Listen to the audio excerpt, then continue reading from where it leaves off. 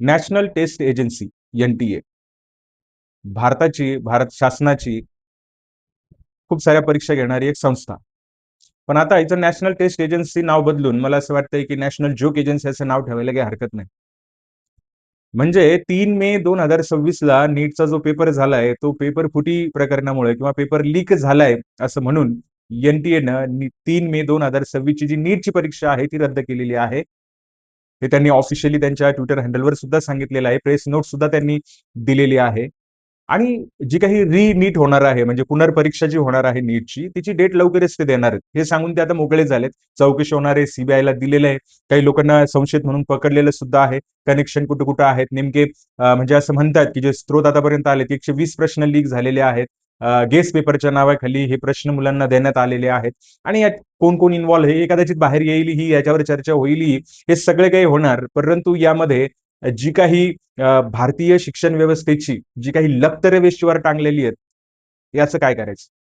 म्हणजे आपली शिक्षण व्यवस्था किती बरबटलेली आहे, ठीक आहे, शिक्षण व्यवस्थेचा भ्रष्टाचार किती किती म्हणजे किती टोकाला गेलेला आहे याचं हे ज्वलंत उदाहरण आहे. मे 2024ला झालेली जी नीटची एक्झाम होती त्याचाही स्कॅम सर्वांसमोर असताना एवढा मोठा स्कॅम झाल्यानंतर नीट परीक्षेकडे पाहण्याचा दृष्टिकोन बऱ्याचशा पालकांचा आता कमी होतोय. मला असं वाटतंय की हळूहळू ह्या नीटची जी परीक्षा नॅशनल टेस्ट एजन्सी घेते तिची विश्वासार्हता कमी होत आहे. आणि आता याच्यामध्ये एक सांगू, यामध्ये ना NTA काही नुकसान होत आहे आणि शासनाची जी काही लक्तरे आहे ती वेशीवर टांगली जात आहेत. निर्लज्ज शासन आहे, त्याला काही फरक पडत नाही. लक्तरे वेशीवर टांगली काय किंवा काही झाले काय त्यांना फरक पडत नाही. यामध्ये फरक जो पडतोय सर्वात जास्त तो फरक पडतोय विद्यार्थ्यांना आणि त्यांच्या पालकांना. मग तो मानसिक असेल, तो शारीरिक सुद्धा आहे आणि त्यातल्या त्यात तो आर्थिक सुद्धा आहे. अहो मला माहिती आहे ॲज अ शिक्षक म्हणून, टीचर म्हणून मला माहिती आहे काही काही विद्यार्थी इयत्ता 8वी पासून नीटचं स्वप्न डोळ्यात ठेवून 5-5 वर्ष तयारी करतात. काही विद्यार्थी 2 वर्ष तहान भूक सगळं विसरून अगदी पोट तिकडिण्याचा अभ्यास करतात. आणि महत्वाची गोष्ट म्हणजे ही नीटची परीक्षा फक्त त्या विद्यार्थ्यांचीच नसते, त्यांच्या पालकांची सुद्धा असते. काही काही पालक लोक आपल्या मुलाचा निकाल चांगला यावा, त्याची परवड होऊ नये म्हणून मोठमोठ्या शहरांमध्ये आपल्या मुलासोबत राहतात. जी काही नोकरी असेल ती सोडून आणि नॅशनल टेस्ट एजन्सी येते. कुठेतरी पेपर एक छोटासा कुठेतरी लीक झालेला असतो. नॅशनल टेस्ट एजन्सी सांगते की पूर्ण नीट परीक्षा काय होणार आहे, कॅन्सल होणार आहे. अहो धक्क्यानं पोरं मरतील हो, तुम्हाला काय जाणीव या गोष्टीची. तुम्ही सरळ बोलून मोकळे झाले की तुम्हाला फीज आम्ही रिफंड करू.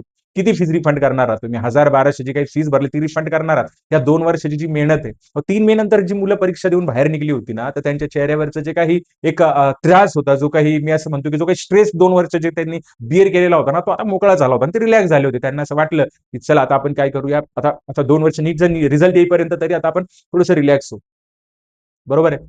आणि अचानक तुम्ही सांगता अहो नीटची परीक्षा म्हणजे सोपं नाही. तुम्ही नीटच्या परीक्षेला जाताना इतके नियम लावलेत, मुलांना इतके नियम लावलेत, जसं की ते काही हा ड्रेस घालू नका, तो ड्रेस घालू नका, हे कडे घालू नका, ते घालू नका, ही बॉटल आणू नका, ती बॉटल आणू नका, हे करू नका, ते करू नका. आणि तुमचा पेपर लीक होतो तिकडे लक्ष द्या ना. तुम्ही लेकरांना इतका त्रास देताय, त्यांच्या पालकांना इतका त्रास देताय तुम्ही आणि तुमचे पेपर तिकडे लीक होत आहेत मूर्खासारखे. तुम्ही इतकी फी इतक्या हायर लेवल अहो काही कोटीमध्ये तुम्ही फी जमा करता आणि तुम्हाला साधे पेपर सांभाळता येत नाही. अहो घटक चाचणीचे पेपर सुद्धा याच्यापेक्षा म्हणजे काळजीपूर्वकरित्या आम्ही वेगवेगळ्या शाळेमध्ये काम करत असताना ज्या शाळेच्या काही वेगवेगळ्या शाखा असतील तिथं पोहोचत होतो. ते कधी लीक झाले नाही तो. आमच्या क्लासच्या ज्या ब्रांचेस असतात त्याचे पेपर कधी लीक होत नाही, तुमचे नॅशनल लेवलवरचे पेपर लीक होतात. किती मूर्खपणा आहे. आणि पालकांना आता याच्यातून सावरणं गरजेचं आहे. शेवटी रिनीट होणार, आता ती द्यावीच लागणार रे, तो नियम आहे. परंतु विद्यार्थीच्या जोमानं पुन्हा आता याला म्हणजे त्यांना फेस करणं थोडंसं अवघड होणार आहे, थोडंसं शॉकिंग आहे. पण यातून एक नक्की होईल की पुढच्या वर्षी नीटला अपियर होणारे विद्यार्थी जे आहेत ते कमी होतील, कारण की लोकांच्या मनात आता फिट बसलंय की नीट म्हणजे घोटाळा. हा एक फिट बसलेला NTAचं सर्वात मोठं अपयश आहे. आणि NTAची अवस्था अशी झाली की कोण लाज नाही मला किती काही बोला, तुम्ही काहीही बोला, काहीही करा, आम्हाला काही फरक पडत नाही. सर्वात मोठा घोटाळा आहे नीटचा घोटाळा जो आहे हा प्रचंड 2024चा घोटाळा तर इतका मोठा होता. पण आपल्याला ही काय माहिती का आपण लगेच विसरून जातो. जोपर्यंत ते म्हणतात ना की आग जोपर्यंत घरात येत नाही तोपर्यंत आपल्याला त्याची जाणीव होत नाही. विद्यार्थ्यांनी आणि पालकांनी याची जाणीव ठेवणं गरजेचं आहे. आणि शिक्षण मंडळ खरंच पूर्णपणे बरबटलेलं आहे. ठीक आहे, यावर जेवढं बोलावं तेवढं कमी. ठीक आहे, तर जे काही विद्यार्थी आहेत ज्यांना आता रिनीट द्यावीच लागणार आहे त्या सर्व विद्यार्थ्यांना एक एक सपोर्ट, मोरल सपोर्ट आम्ही देऊ शकतो. या पलीकडे आपण काही करू शकत नाही. पालकांनाही आता विद्यार्थ्यांची चर्चा करावी लागणार आहे आणि सर्वांनी नीट द्यायची आहे. तुम्हाला वेगळं काही आता फीज वगैरे भरण्याची गरज नाही. त्यांनी सांगितल्याप्रमाणे, एनटीएने सांगितल्याप्रमाणे जी फीस भरली ती पण रिफंड होणार आहे. तुमच्या ज्या पूर्वीचे सेंटर होते त्या सेंटरवरती एक्झाम होणार आहे. फक्त तुम्हाला अपडेट राहायचंय थोडंसं. एनटीएची जी त्यांची ऑफिशियल वेबसाईट आहे त्यावर तुम्हाला अपडेट बघत राहायचे की कोणती डेट रिलीज होते. ह्याचा परिणाम आता सगळ्याच गोष्टीवर होईल, परंतु थोडंसं मन कणखर ठेवून आपल्याला हे करावं लागणार आहे. शेवटी पर्याय नसतो. सिस्टम आहे तर त्या सिस्टमला आपल्याला फॉलो करायचं आहे. पण निश्चितच नॅशनल टेस्ट एजन्सी ही टेस्ट एजन्सी नसून एक जोक एजन्सी आहे असं मला तरी वाटतं. तुम्हाला काय वाटतं नक्की सांगा.